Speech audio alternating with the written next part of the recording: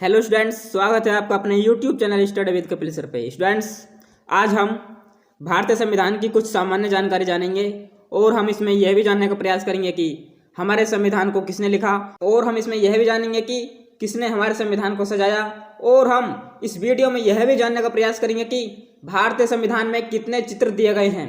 शायद आप इस बात को पहली बार सुन रहे होंगे कि हमारे संविधान में चित्र भी हैं। हाँ, हमारे संविधान में चित्र दिए गए हैं और उन चित्रों में हमारा जो गौरवशाली इतिहास रहा है उन सभी के चित्र दिए गए हैं। तो चलिए स्टूडेंट, शुरू करते हैं अपनी वीडियो को। आपको पता होगा कि जो हमारा संविधान बनाया था एक संविधान सभा ने बनाया था। संविधान सभा 1946 में गठित हुई थी। आपको पता होगा कि डॉक्टर सच्चिदानंद सिन्हा उसके अस्थायी अध्यक्ष थे और फिर हमने डॉक्टर राजेंद्र प्रसाद को हमने स्थायी अध्यक्ष चुन लिया था। तो इस प्रकार हमारा संविधान निर्माण हुआ। 26 नवंबर 1949 को हमारा संविधान 2 वर्ष 11 महीने 18 दिन में बनकर तैयार हुआ और हमने 26 जनवरी 1950 को अपने संविधान को लागू भी कर दिया।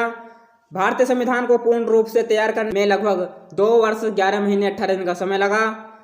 भारतीय संविधान के मूल में 395 अनुच्छेद, 8 अनुसूचियाँ और 22 भाग थे, लेकिन वर्तमान में लगभग 470 से अधिक अनुच्छेद, 12 अनुसूचियाँ और 25 भाग हैं। तो हम इन्हीं के बारे में आज विस्तृत रूप से जानेंगे और हम इसमें यह भी जानने का प्रयास करेंगे कि हमारे संविधान में प्रत्येक भाग पर एक चित्र दिया गया है और वह चित्र हमारे गौरवशाली इतिहास का वर्णन करता है। तो इस प्रकार हमारे संविधान में 470 अनुच्छेद, 12 अनुसूचियाँ और 25 भाग हैं, परंतु इसके निर्माण के समय मूल संविधान में 395 अनुच्छेद, 22 भाग थे और 8 अनुसूचियाँ थीं।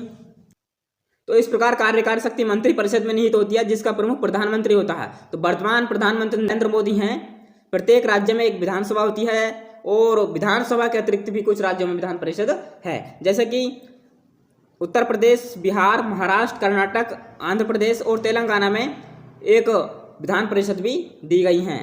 तो इस प्रकार आप देख सकते हैं कि हमने द्विसदनात्मक विधानमंडल को अपनाया है।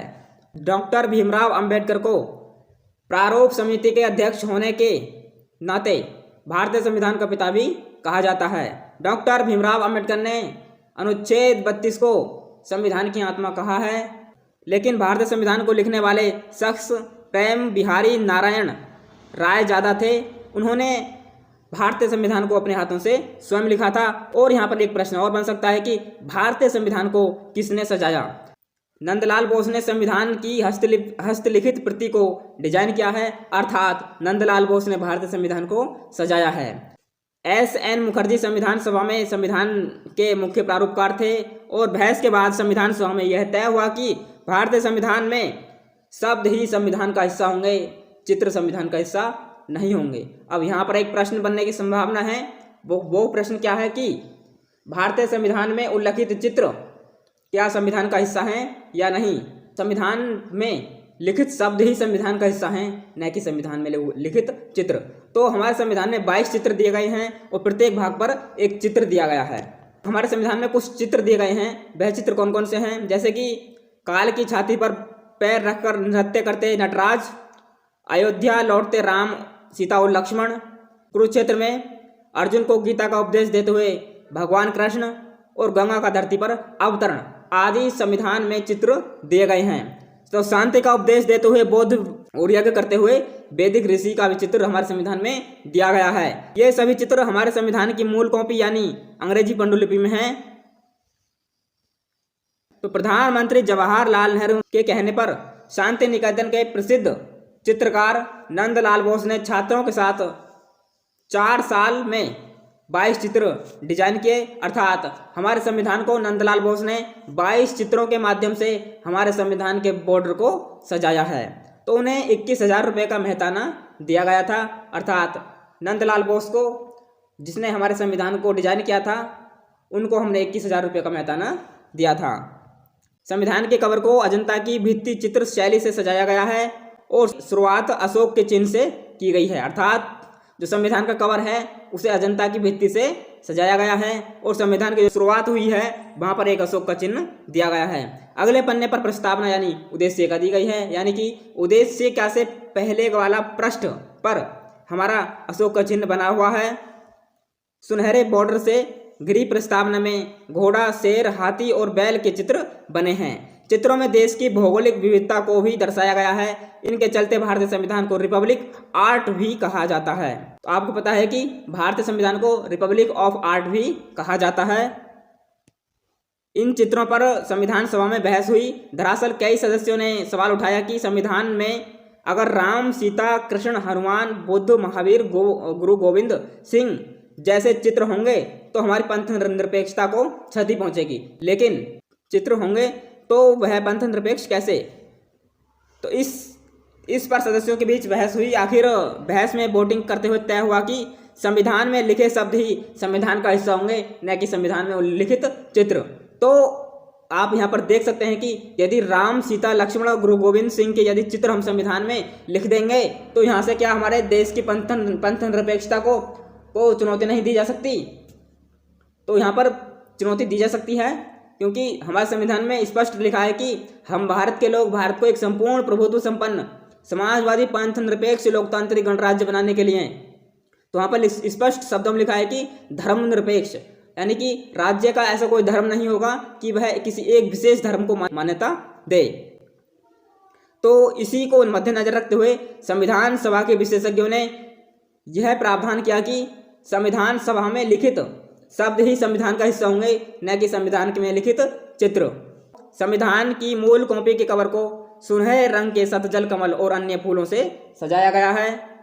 यह अजंता की भित्ति चित्र शैली है। इसके बीच लिखा है कॉन्स्टिट्यूशन ऑफ इंडिया। तो आप यहाँ पर चित्र में देख सकते हैं कि कॉन्स्टिट्यूशन ऑफ इंडिया इसमें हमारा बीच में लिखा हुआ है। तो संविधान की हमारी मूल प्रति आपने इससे पहले कभी नहीं देखी होगी, तो आप इस मूल प्रति को देख लीजिएगा। तो अब चलते हैं हम हमारे संविधान में कितने भाग दिए गए हैं। तो हमारे संविधान में 25 भाग हैं, आपको पता है। जहाँ पर हमारा पहला भाग संघ और उसका राज्य क्षेत्र, संघ और उसके राज्य क्षेत्र में से संबंधित प्रावधान हमारे संविधान के अनुच्छेद 1 से 4 तक दिए गए हैं। दूसरा भाग हमारा नागरिकता, नागरिकता कैसे अर्जित की जा सकती है, कैसे प्राप्त की जा सकती है, कैसे नागरिकता छीन सकती है, नागरिकता को संशोधन करने की शक्ति किसको प्राप्त है। ये सभी प्रावधान हमारे भारतीय संविधान के अनुच्छेद 5 से लेके अनुच्छेद 11 तक किए गए हैं। भाग 3 हमारा मूल अधिकार है। मूल अधिकार अनुच्छेद 12 से 35 तक दिए गए हैं। भाग 4 राज्य के नीति निर्देशक तत्व अनुच्छेद 36 से 51। और आपको पता हो कि भारतीय संविधान के भाग 3 में हमने बहुत सारे मूल अधिकार दिए हैं। हमने भारतीय नागरिकों को लगभग 7 मौलिक अधिकार दिए थे, लेकिन हमने जो 7वां अधिकार था हमारा संपत्ति का अधिकार, उसे हमने 44वां संविधान संशोधन अधिनियम 1978 के द्वारा हटा दिया गया है। यानी कि अब हमारा एक कानूनी अधिकार है जो हमने भारतीय संविधान के अनुच्छेद 300 क्लॉज के में रखा है। तो इस प्रकार भारतीय संविधान में अब नागरिकों को 6 प्रकार के मूल अधिकार प्राप्त हैं। समानता का अधिकार, स्वतंत्रता का अधिकार, शोषण के विरुद्ध अधिकार और किसी भी धर्म को मानने का अधिकार और सामाजिक सांस्कृतिक अधिकार। इस प्रकार हमने 6 अधिकार लोगों को दे रखे हैं। तो भाग 4 में हमारे कुछ नीति निर्देशक तत्व दिए गए हैं 36 से लेकर 51 तक, जिसमें कि महिलाओं की प्रस्तुत सहायता दी गई है और समान कार्य के लिए समान वेतन। और यहाँ पर एक विवाद सा उत्पन्न होता है कि यदि राज्य नीति निर्देशक तत्वों को लागू करेगा तो क्या नागरिकों के मौलिक अधिकारों का उल्लंघन नहीं होगा। तो यहाँ पर नागरिकों के मौलिक अधिकार का उल्लंघन होता है और कई बार राज्य के नीति निर्देशक तत्व और मूल अधिकार में टकराव देखने को मिलता है। तो हमारा भाग 4 में नीति निर्देशक तत्व दिए गए हैं। भाग 4 के हमें मूल कर्तव्य दिए हैं। और आपने को पता हो कि हमने शुरुआत में 42वां संविधान संशोधन अधिनियम 1976 के द्वारा नागरिकों को हमने 10 प्रकार के मूल कर्तव्य दिए थे, लेकिन हमने 11वां मूल कर्तव्य शिक्षा का अधिकार, यानी कि 6 से लेकर 14 वर्ष तक के बच्चों को शिक्षा उपलब्ध कराना उनके माता पिता का कर्तव्य होगा, वह हमने 86वां संविधान संशोधन अधिनियम 2002 के द्वारा दिया था। और हमने 2009 यानी कि 2009 में एक कानून बनाया था, 2010 से यह लागू कर दिया गया है। भाग 5 दे रखा हमारा संघ में हमारे राष्ट्रपति, उपराष्ट्रपति और हमारा संसद, भारत का महान न्यायवादी, ये सब हमारे संघ में आते हैं। तो अनुच्छेद 52 से लेकर अनुच्छेद 151 तक इसमें प्रावधान किए गए हैं, जिसमें सुप्रीम कोर्ट भी इसमें आता है, नियंत्रक महालेखा परीक्षक भी इसमें दिया गया है। तो वहीं पर हमारा भाग 6 दे रखा है राज्य हमारे अनुच्छेद 152 से अनुच्छेद 237 तक प्रावधान सम्मिलित हैं। भाग 7 हमारा निश्चित कर दिया गया है भाग 8 हमारा संघ और उसका राज्य क्षेत्र दे रखा है। भाग 9 हमारा पंचायत है, जो हमने 73वां संविधान संशोधन अधिनियम 1992 के द्वारा जोड़ा था और हमने पंचायतों को संवैधानिक दर्जा दिया था। इसमें भाग 9A में हमारी नगर पालिकाएं दी गई हैं। 74वां संविधान संशोधन अधिनियम 1992 के द्वारा हमने नगर पालिकाओं को भी हमने संवैधानिक दर्जा दिया था। भाग 10 हमारा अनुसूचित जाति और अनुसूचित जनजाति से दिया गया है। भाग 11 हमारा संघ और उसके राज्य के बीच संबंध दिए गए हैं। भाग 12 में वित्त, संपत्ति, संविधान और बाद अनुच्छेद 264 से अनुच्छेद 301 तक दिए गए हैं। भारतीय संविधान का भाग 13 में भारत के राज्य क्षेत्र के भीतर व्यापार, वाणिज्य और समागम की स्वतंत्रता से संबंधित प्रावधान भारतीय संविधान के अनुच्छेद 301 से 307 तक किए गए हैं। भाग 14 में हमारे संघ और राज्यों के अधीन सेवा दी गई हैं, जिसमें हमारी राज्य लोक सेवा आयोग और हमारा यूपीएससी यानी कि संघ लोक सेवा आयोग से संबंधित प्रावधान किए गए हैं। भाग 14 हमने अधिकरण से संबंधित दिया गया है, जो हमने 42वां संविधान संशोधन अधिनियम 1976 के द्वारा जोड़ा था।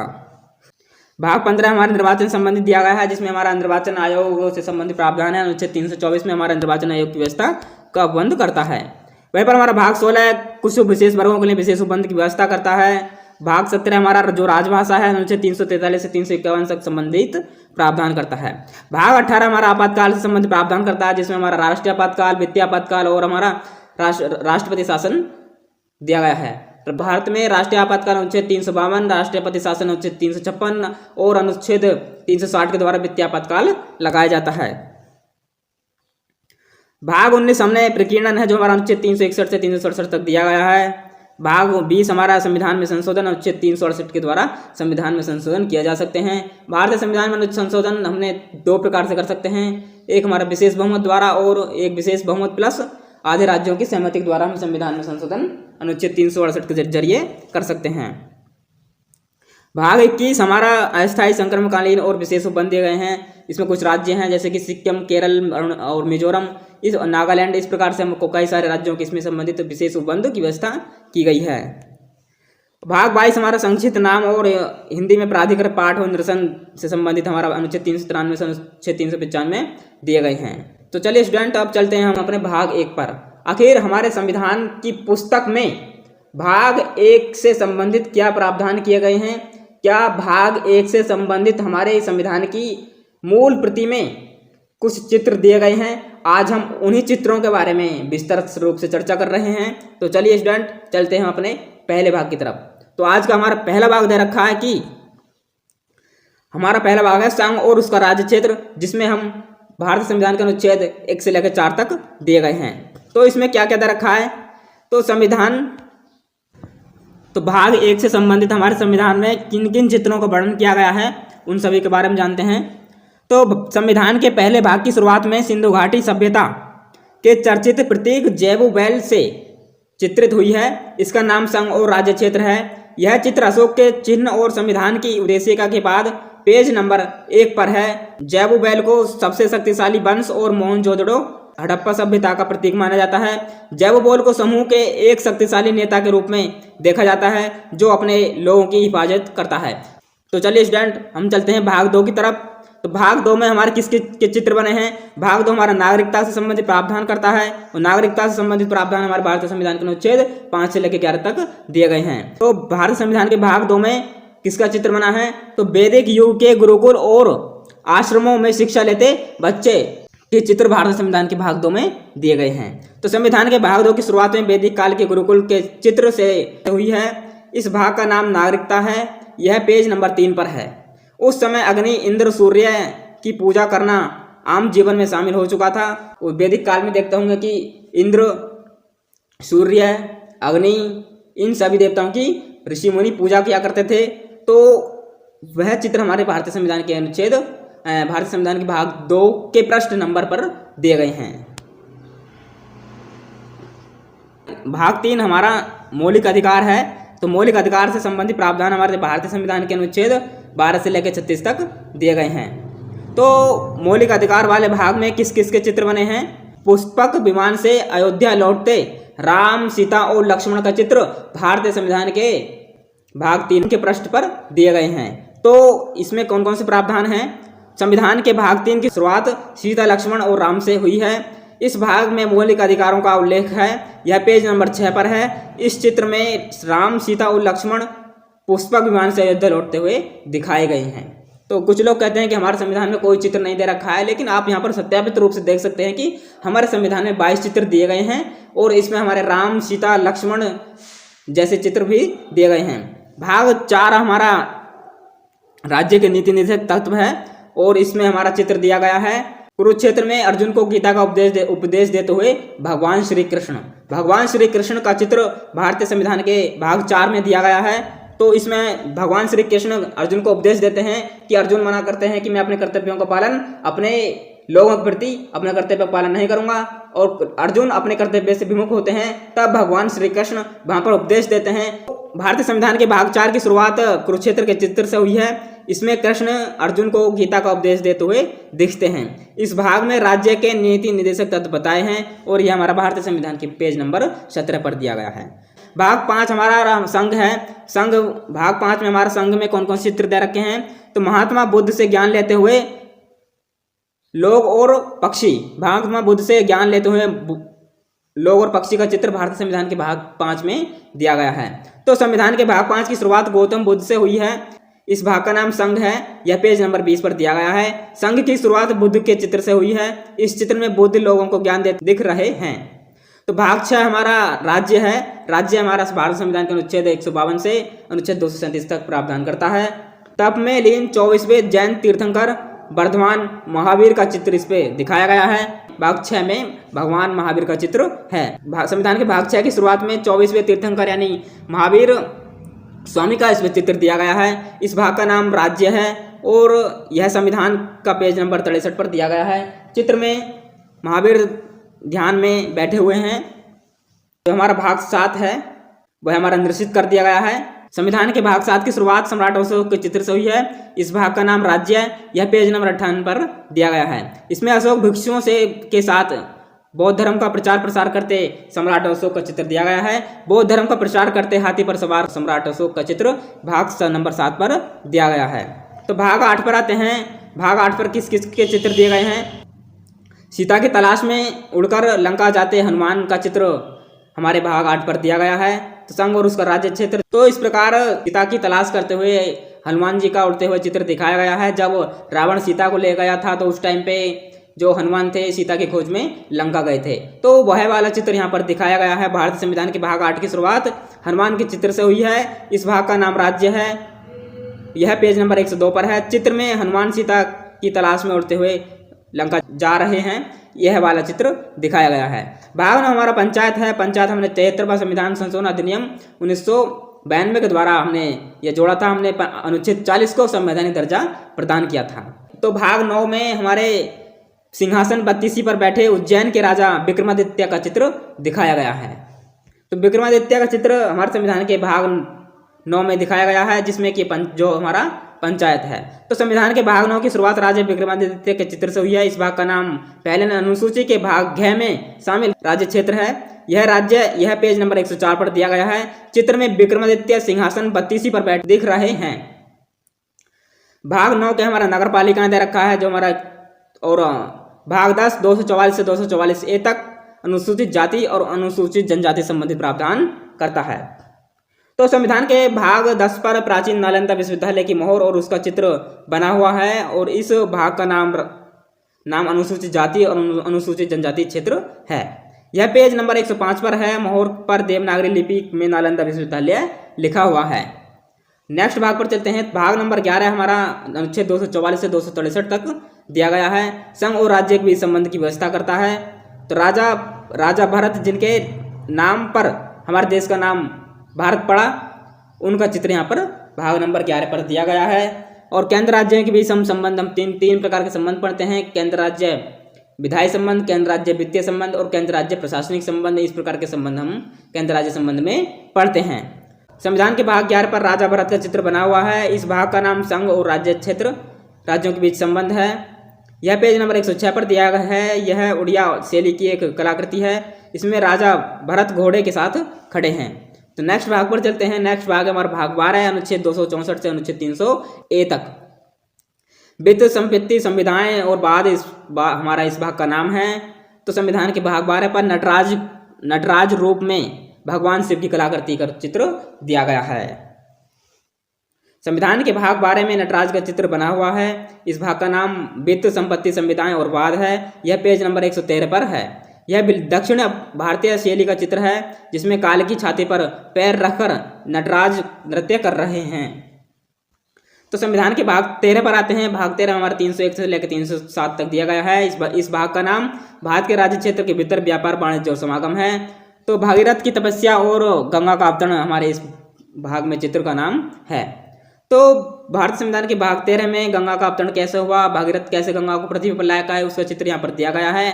तो संविधान के भाग 13 में भागीरथ का चित्र बना हुआ है। इस भाग का नाम भारत के राज्य क्षेत्र के भीतर व्यापार, वाणिज्य और समागम है। यह पेज नंबर 130 पर है।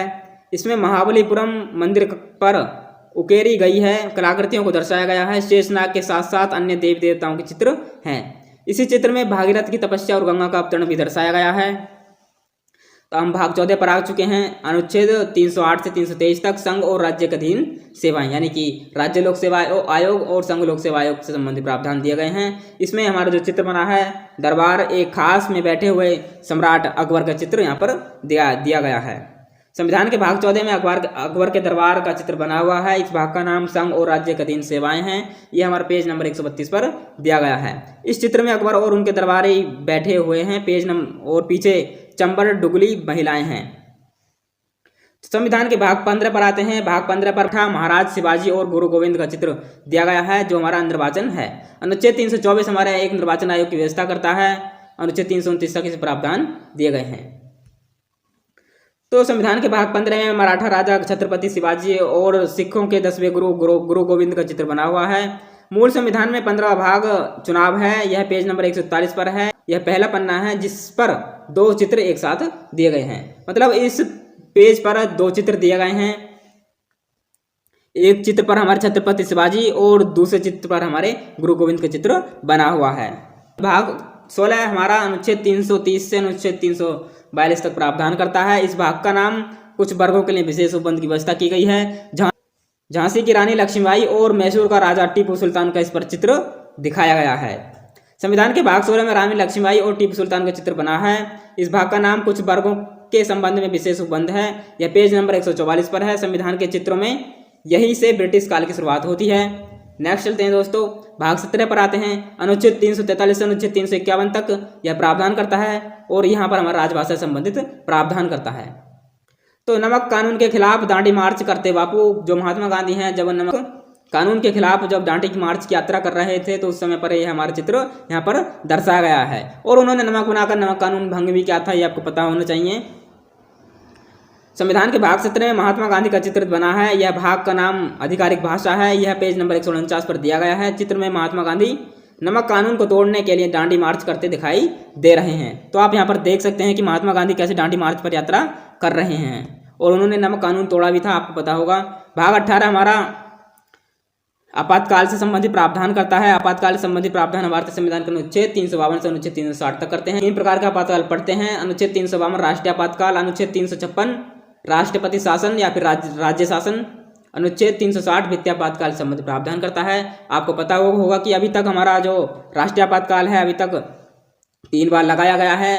राष्ट्रपति शासन तो न जाने कितनी बार लगाया गया है और वित्तीय आपातकाल अनुच्छेद 360 अभी एक बार भी नहीं लगाया गया है। एक कंडीशन बनी थी 1992 के आसपास, तो वहाँ पर लग जाता था, लेकिन हमने उसे वहाँ पर नहीं लगाया था। संविधान के भाग 18 में महात्मा गांधी का चित्र बना है। इस भाग का नाम आपातकाल से संबंधित, इस भाग का नाम आपात उपबंध है। यह पेज नंबर 154 पर है। यह चित्र बंटवारे के से पहले सांप्रदायिक दंगों का समय का है। तब महात्मा गांधी चटगांव के नौखाली में दंगा शांत करने गए थे।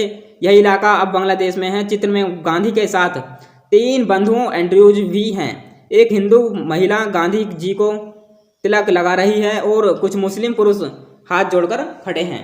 तो इस प्रकार महात्मा गांधी का यहाँ पर चित्र दिखाया गया है। जब महात्मा गांधी नौखाली में जब दंगे हो रहे थे, सांप्रदायिक दंगे हो रहे थे, उस समय पर उन दंगों को शांत करने के लिए महात्मा गांधी वहाँ पर गए थे और ये चित्र यहाँ पर हमारे दे रखे हैं।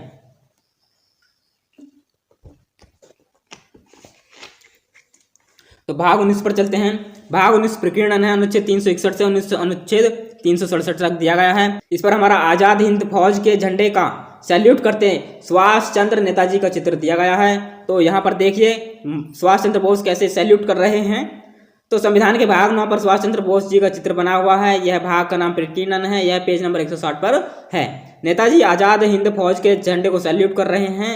झंडे में टीपू सुल्तान का शेर बना हुआ है। चित्र में अंग्रेजी में लिखा है कि हमारे राष्ट्रपिता महात्मा गांधी जी भारत की आज़ादी की इस पवित्र लड़ाई में हमें अपना आशीर्वाद और शुभकामनाएं दें। तो भाग 20 पर आते हैं हम। भाग 20 हमारा संविधान में संशोधन है। अनुच्छेद 368 के प्रयोग द्वारा संसद 2 प्रकार से संशोधन कर सकती है, एक विशेष बहुमत द्वारा और एक विशेष बहुमत प्लस राज्यों की स्वीकृति द्वारा। संसद 2 प्रकार से यहाँ पर संशोधन कर सकती है। तो दुनिया की सर्वोच्च ऊंची चोटियों वाला हिमालय का चित्र भारत संविधान के भाग 20 पर दिया गया है। अनुच्छेद 368 संबंधित प्रावधान करता है। संविधान के भाग 20 पर हिमालय का चित्र बना है। इस भाग का नाम संविधान का संशोधन है। यह पेज नंबर 167 पर है। इस चित्र से संविधान में देश की भौगोलिक विविधता को दिखाने का सिलसिला शुरू हुआ है। तो भाग 21 पे आते हैं। भाग 21 हमारा अनुच्छेद 369 से अनुच्छेद 392 तक दिया गया है। अस्थायी संक्रमणकालीन विशेष उपबंध की व्यवस्था करता है। तो इसमें थार के रेगिस्तान को पार करते हुए सजे धजे ऊँट के दिए गए हैं। तो यहाँ पर देख सकते हैं कि रेगिस्तान में किस प्रकार से सजे धजे ऊँट दिखाए गए हैं। तो संविधान के भाग 21 में ऊँट के काफिले का चित्र बना हुआ है। इस भाग का नाम अस्थायी संक्रमणकालीन उपबंध है। ये पेज नंबर 168 पर दिया गया है। चित्र में थार के रेगिस्तान के बीच ऊँटों का काफिला गुजरता नजर आ रहा है। तो यहाँ पर देख सकते हैं कि कैसे ऊँटों का काफिला जा रहा है। अब आते हैं हमारे भाग 22 पर। भाग 22 हमारा अनुच्छेद 393 से अनुच्छेद 304 में संबंधित प्रावधान करता है। इस भाग का नाम संक्षिप्त नाम हिंदी में प्राधिकृत पाठ और निरसन दिया गया है।